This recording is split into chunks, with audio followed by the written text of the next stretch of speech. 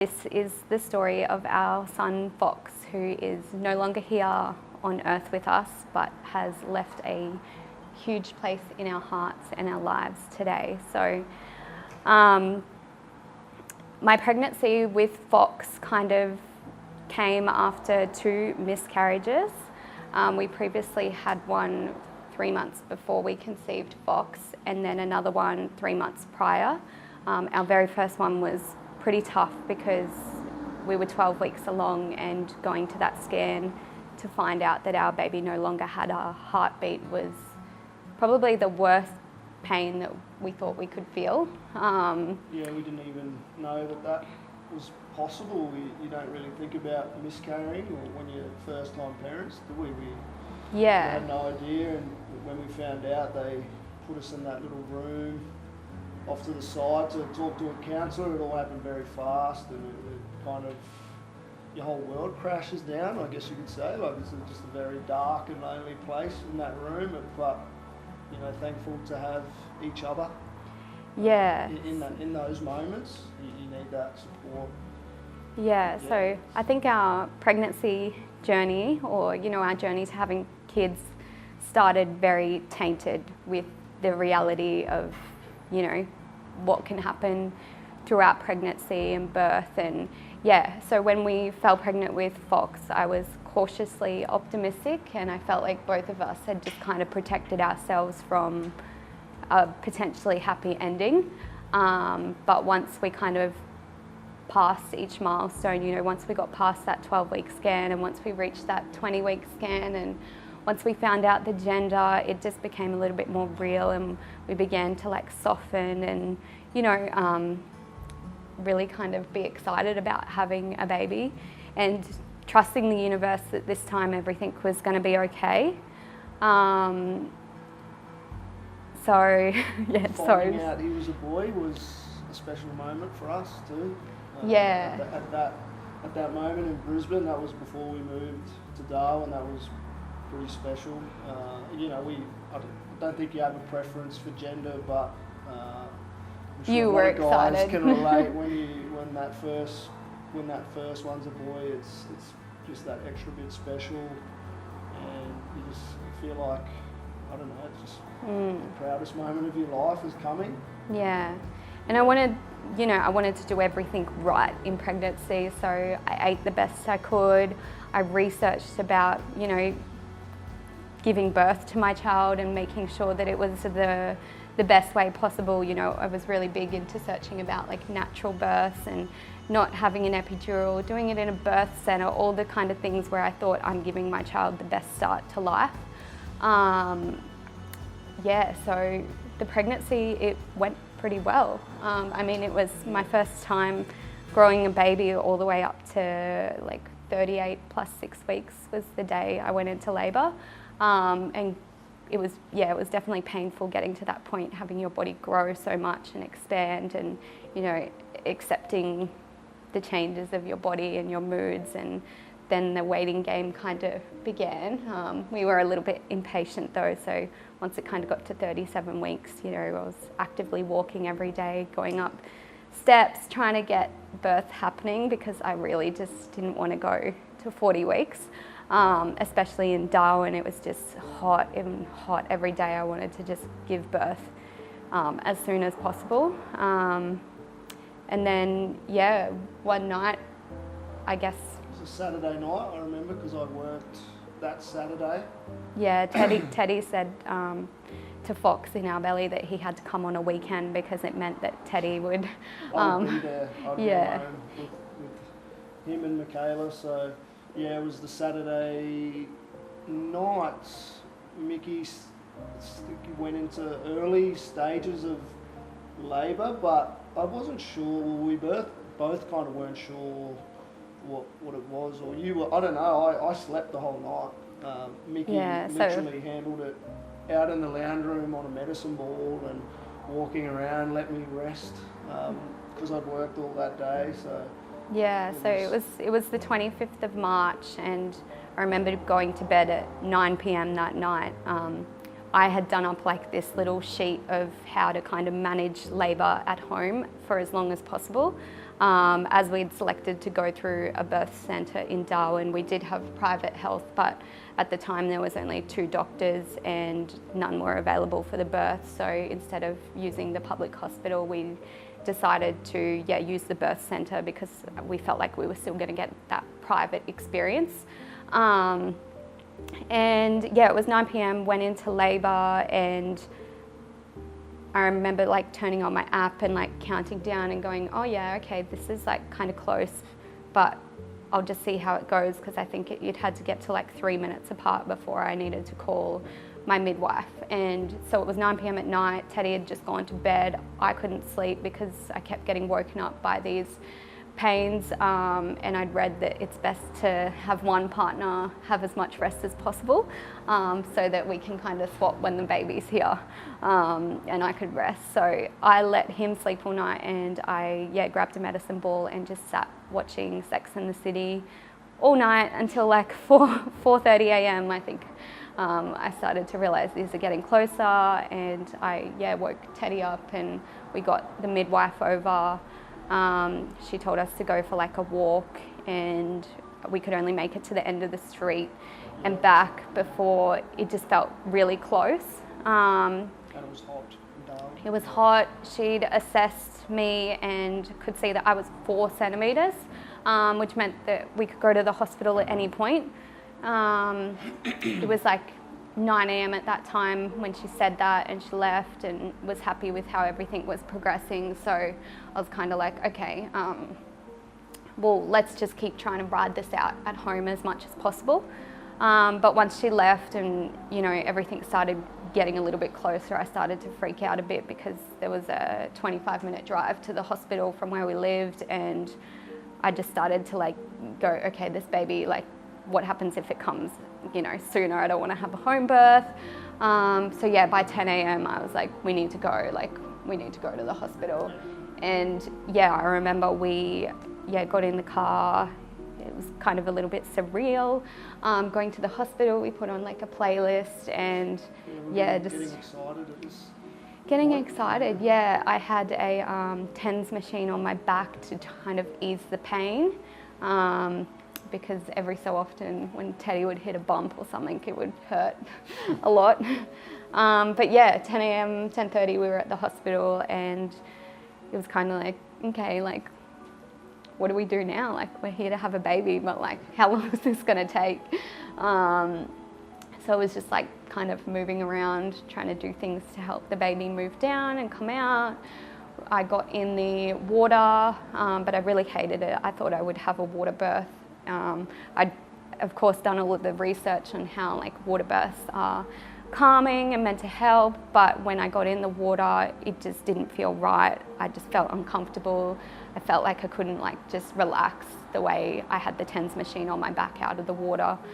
And anyways, fast forward a couple of hours, it was about 6 p.m. And we were pretty close by that point. I thought... That was... it was, when was he born? Was it 6:30? Close to, it was like 6:24 p.m. You'd been in the thick of it since about 2 o'clock, I would say. It was pretty full on, wasn't it? Birth is The painful. contractions and the whole experience. I remember like you were trying all different positions. I remember she was squatting down next to the bed, just doing all those things that nurses would tell you to do. But nothing was working. Was working. The gas, I remember that was helping a lot. I think it was just a distraction. I asked for an epidural too, but because we were in the birth centre, they don't administer them. And they knew it was in my birth plan to not have one, so I kind of got angry at the midwife, because I knew what she was doing. I was like, you just go get one, like, I don't care anymore, forget the plan. And then, she kept saying, oh, he's not available for another hour and stuff, and I was just really frustrated because I felt like I needed to rely on that relief to get to that next stage. But I think I ended up vomiting, and then that's when you kind of know you're in that final stage of labour. And mind you, this was my first time giving birth, so I really had no idea what this journey looked like. And yeah, it was pretty surreal and painful and like out of this world. As a female, you kind of, you're like a different person in the moment when you give birth. And yeah, I thought I could give birth standing up or all of those sort of things that you envision, but laying on my back was the only way. And yeah, I kind of gave some pushes, and it was a lot of hard work. Let's say I was pushing for an hour. Yeah. So I won't try and dull that. Yeah, an hour of pushing, it really hurt, and I felt that like fire burning. It was the most painful thing in my life. I would literally never do that again. So yeah, and he came out and he had the cord. 6:30? It was like 6:24, I think. Yeah. Yeah, I remember glancing at the clock and seeing the time. And yeah, he came out and he had the cord wrapped around his neck, and they took him. He was a bit stunned when he first came out, like he was a bit in shock or something, they said. So, but They took him to like resus and Yeah. had to like get him breathing a bit. Yeah. Um, Some gas. Yeah. Yeah, I think because it took so long to kind of get him out, and Yeah. he was on an angle, so I had to kind of tear to come out, for him to come out. But yeah, like I didn't feel like nervous, weirdly enough. I was exhausted from giving birth, and like I had my complete utter trust in like the doctors. Sorry. Yeah. It's all right. Sorry. And then, well, yeah, It's moments like that though where sometimes I reflect and I feel silly that I still had so much trust that everything could be alright. Yeah, he was fine for the first, I think, 2 hours maybe. He was, the nurse was, they did all the, the prelim checks on him, checked heartbeat, doing all the checks that they do. Everything seemed fine, wrapped him up and then gave him to me for a cuddle. And then Mickey, I guess, didn't get those initial cuddles because of when he was born, he was a bit stunned. So Had to then, get stitched. yeah, and she was also getting stitched up from the nurses. So and then I took Foxx over to Mickey and they had a little cuddle. I think we tried to give him a feed, but that wasn't really working. So, and he was just happy on me. I just remember sitting on the couch with him for a good hour. It was like a good bonding time for me and him. We were just sitting there. He's just playing with my finger. We're just chatting, and yeah, everything seemed fine. It was probably about 9 o'clock, I think, maybe a little bit later. We started getting ready to go home. Everything was looking fine. In the birth centre, you kind of are allowed to go home after 4 hours of birth if everything looks fine. They do the checks on the baby, on the mum. I'd had stitches. I'd managed to get up and had a shower. We called our families and told them, that he was born, and so you kind of got him dressed and put him in the little capsule, and we're ready to go home, but just kind of noticed that he was just breathing a bit funny and fast, and it kind of sounded like he was struggling to breathe. But yeah, it was like wheezing a bit, I guess you'd call it. He was just started struggling to breathe a little bit, and then it just bits of mucus would be coming up out of his mouth, and the nurses said that's just standard, it's normal. They can swallow stuff as they're coming through the birth canal, so that's exactly what she said. I remember it. And then that probably went on for about 20 minutes, and I guess as a parent, I could just feel like something wasn't really 100% right, but everyone kept trying to tell us it was fine. And then I remember saying before they actually said, like, let's go get him checked, I remember saying maybe we should just get him looked over upstairs in the NICU. But the nurses were just trying to reassure us that everything was fine. And then there was a moment where there was like a little bit of blood come up from his mouth, and that was like the final sign, I guess, that the nurse needed. She was still confident that everything was okay, which I guess she was just trying to reassure us that it was, because no one knew what was actually happening yet. So then we grabbed the capsule, dressed him, still thought we were going to be going home at this point in time.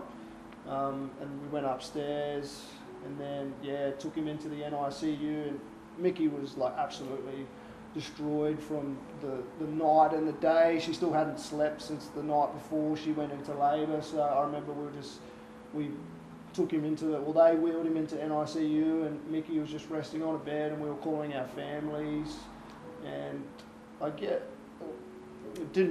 really didn't know the severity of what was about to happen, but I remember we were sitting in there, we were stressed because, it was literally been about 45 minutes since someone had came in, so we were starting to get a little bit worried, and they were working on him, so we tried to go and see him a couple of times, but the nurses said, you just have to wait. They're doing some checks on him, and then the next time the doctor came in, pretty much. The doctor, the first thing the doctor said was, your son is in the NICU, and we're going to take you in to see him, but it might be very overwhelming because he's going to have a lot of cords all over him. We've had to put him into a coma. And probably hearing those as your first words when a doctor comes back to see you after checking over your child and you realise it's not going well. So that was pretty that was a lot. Yeah, that was pretty hard. I think they even said he was on, he's on quite a bit of support at the moment, breathing assistance, so that it was, I guess, preparing us for what we were about to walk into, because we had no idea. And the moment when we walked into NICU and he was just, the last time I saw him, his eyes were open and he was struggling to keep them open. He was struggling, but he was still okay. And then you go in and he was in an induced coma, and he was on breathing assistance, and it was what they'd explained. We were walking into it. And the doctor had said to us that he suspected it was Group B strep, which at about 36 weeks in my pregnancy, I got tested for Group B strep. It was a routine test in Darwin. It's not a routine test in every country or state around the world, but we were fortunate that in Darwin it is a routine test, and I'd come back negative to it. So basically it's a bacteria that is carried in the birth canal, and it's a transient bacteria which comes and goes. So you could have it, at 10 a.m. and then it's gone at 10:30 a.m. But it only matters really at the time of birth if you have it, because it is deadly to a newborn. And there's been lots of cases around the world where babies are born with Group B strep infection, and often they can spend 6 weeks in hospital, plus a lot of them walk away with meningitis and cerebral palsy and other disabilities, so they live, and then there is a very small amount that do pass away.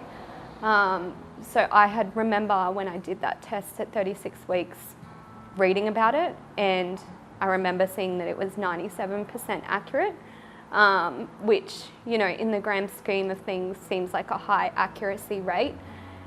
But I just still remember that, when the doctor said that to me, that it was Group B strep, I just felt like I failed my child. I felt like knowing that all I needed was antibiotics in birth to protect your kid. All I wish is I tested positive or something, but it's just, it's out of your control.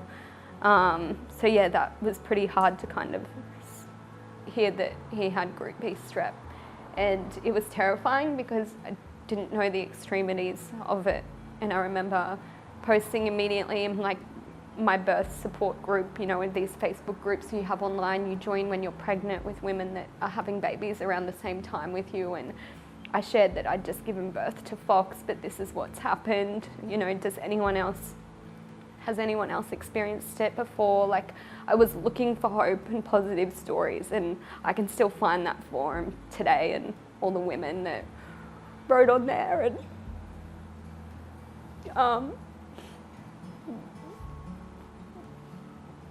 And reading just the positive support from them, it gave me hope that everything was going to be okay. And I guess it was the only thing that really got us through, because like, yeah, if you don't have hope, like, you know, how you're going to keep showing up and processing what's happening, like in the NICU, sitting there with nurses. Like, I felt like we were the only parents there for 12 hours a day, 8 hours at night, you know, and trying to get sleep somewhere in between. And yeah, it was a brutal 3 days, you know, just sitting there, and there were plenty of ups and downs. There were moments where he was showing good positive signs, and they were backing down on, you know, his treatment, like whatever drugs he was on, and they would slowly wean particular ones off. And I remember it was on so he was born on the Sunday, and then it must have been the Tuesday night we went home, and because that day he'd been showing real good signs of that like with the weaning off the drugs and things like that, so we decided we'd go home for a sleep. And that night, it was real scary. The police Mickey must have given my phone number instead of hers. Or no, actually, she gave her own instead of mine, and then when we got I missed home, a number in my phone number when I gave them. The hospital had been trying to call us, but they obviously couldn't get a hold of us. Foxx had taken a turn for the worse, so the police were banging on our door at 1 a.m. in the morning, and they said, "You got to get down to the hospital." And that's all they told us. So that's all they told us. So we then returned the phone call to the doctor who was on duty that night, and he said, "Oh yeah, look, you need to come down now." But he did take a turn for the worse. But he's actually stable. He's stable now, and he's coming good. So we're back in there at about 3 a.m. I think that morning, and he. So yeah, that was actually about 24 hours after birth, because when we went into NICU, it was Monday night that happened, and we went home. Because I was like, they wanted to give us a bed in the hospital, but I needed to go home, and I just needed to have some space and have a good sleep and come back refreshed, because I didn't know how long we were going to be in NICU for, but I still had in my mind that we were going to be leaving NICU with our baby. So I just wanted to ensure we were as rested as possible. So yeah, that was the Monday night. And after that, we never left the hospital. They gave us a bed, and I couldn't go home because, I was too traumatized by police coming to the door and just knowing how delicate the whole situation was and how quickly things can change. But yeah, like I still remember, you know, once he came good, because the nurses have always told us that, you know, if he can get through the first 3 days, it's good from here. And I kept holding on to that. So as he kind of went through those hurdles and like overcame them, I felt hope again. I felt really positive. The nurse would, you know, make those jokes that, "Oh, you'll be talking about this on his 18th birthday," and things like that. So you held on to all of those, and it's quite funny how all of those little words and memories still replay in your mind today. You know, as vivid as ever, and just how it went a different way. So it was, the 29th of March, which was Foxx's final day on Earth, and we'd spent all day by his bed. He did look worse for wear by day 3. He was no longer opening his eyes. He was no longer flicking his foot when you touch it.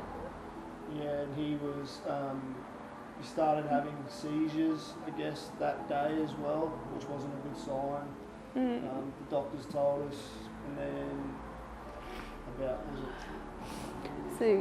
the doctor had actually said that they came up with a different game plan, that they'd like to start weaning him, because they felt like he could handle a bit of weaning of the machines.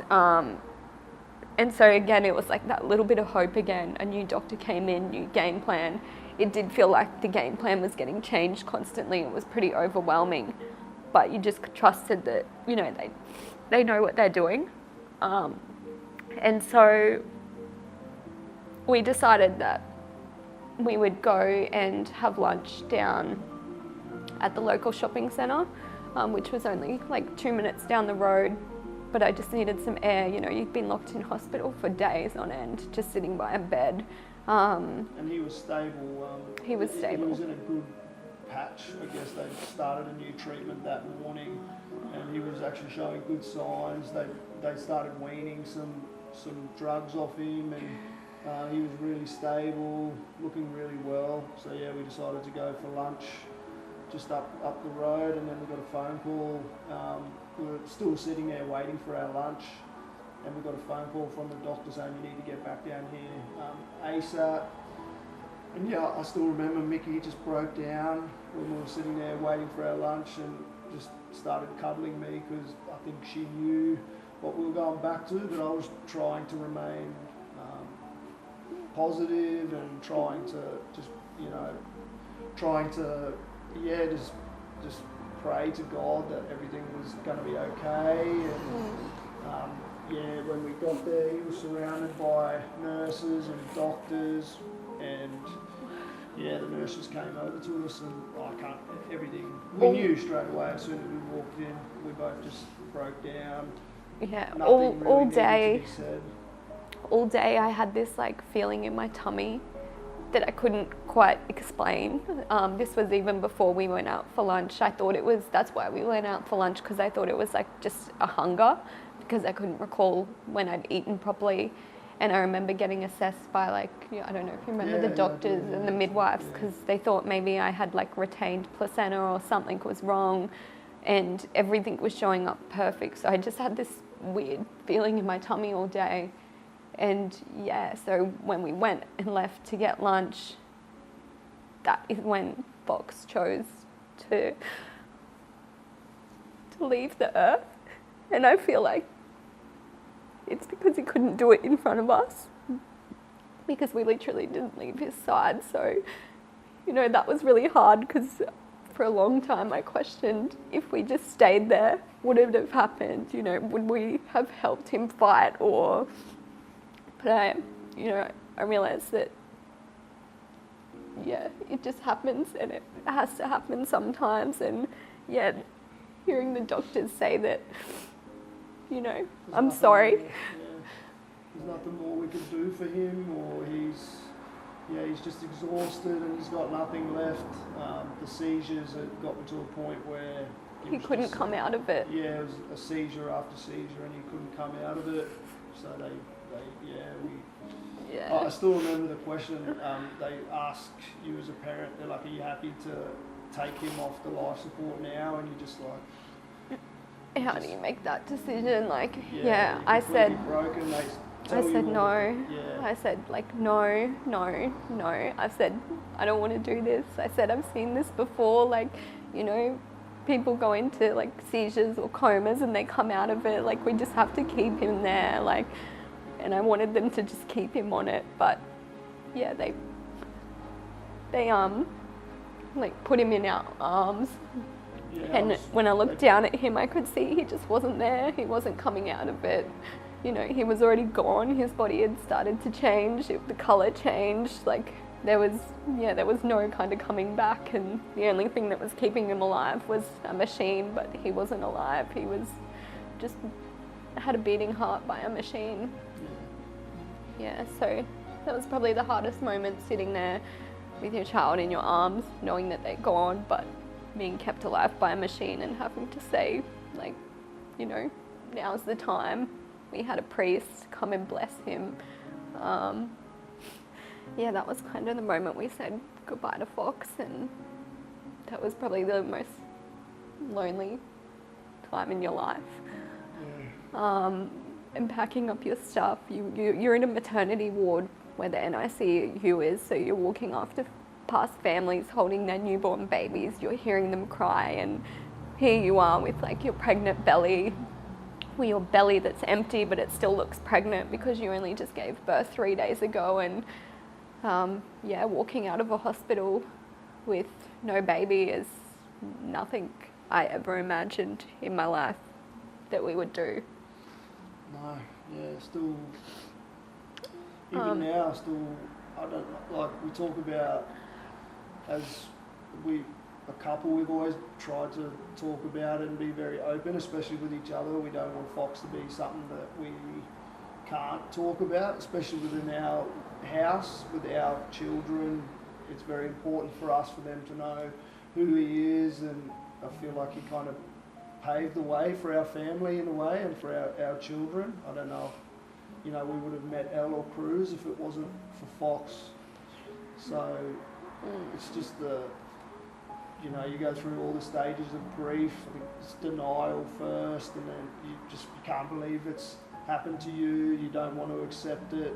You get angry at the world, angry at each other, It's hard. angry at everyone and everything. And like when we drove home from hospital, we exit those doors empty-handed, and the sky just like opened up in Darwin, and it stormed. It was storming on our way home. It was like the worst storm I'd ever seen in our time in Darwin. It was raining and thundering and lightning, and yeah, as we drove down in the under car park of our apartment, I just remember looking up at the sky, and the sky was crying. Like it felt like it was crying with us. Yeah, that was hard. Going home into a house where you've got a nursery set up that you never got to bring your baby home to, and then just like trying to find what does life look like now. You plan to have a kid. The next time you plan to go grocery shopping, you plan to be bringing your kid. The next time you plan to go for a walk, you thought you'd be pushing a pram. All of those moments that you have to get through after you lose a child, it's the hardest year of your life. And just trying to face the world, knowing that everyone knows. It's just like you just. I can't explain it really. It's. But we're lucky to have a supportive family, friends. Everyone, even when we're in Darwin, all my work friends up there, like everyone who was around us was always so supportive. But it's still, I don't know, it's just like it's this weird feeling. It's like you're empty, trying to face the world. You don't know kind of what direction you're going in. You're kind of just going around in circles for a long time until you just realise that the world's going to keep moving forward, and you kind of got to go with it. Yeah, you feel like you're frozen in time, and a part of me just wanted to go home, like back to Brisbane, and just run away from Darwin, because now Darwin just felt like a horrible place where bad things had happened. And we had to tell our friends and family what happened. And I remember that was the moment you truly broke down, because, he was so proud to be having a son, and, sharing that with his friends, that, when he had to tell them as well that his son was no longer here, that I feel like broke him apart. Yeah, I think it was when our family obviously came up like straight away on the Thursday, I think.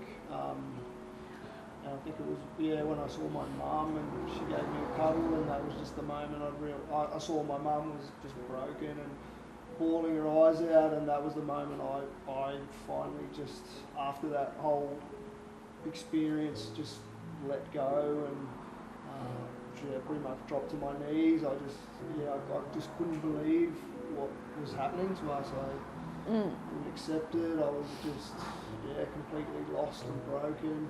Yeah, we got flowers after flowers delivered every 30 minutes. A new flower was at our door, and even that was so hard to comprehend that, flowers had symbolised something of celebration, and I know a lot of people use them for sympathy as well, but it was a moment of disbelief. All I wanted to do is I had to get the flowers put in to Fox's room and shut the door, because I just couldn't face it, because it was staring back at me what had happened, where I was just trying to cover it all up and pretend this didn't exist, like this wasn't my life, like this is all just a nightmare. And yeah, but you'd be reminded when you go into the shower and look down again at your body that just gave birth, and that it was real. Like, you just had a baby inside of you and you gave birth to that baby, and that baby looked at you in the eyes, and you breastfed that baby and cuddled it,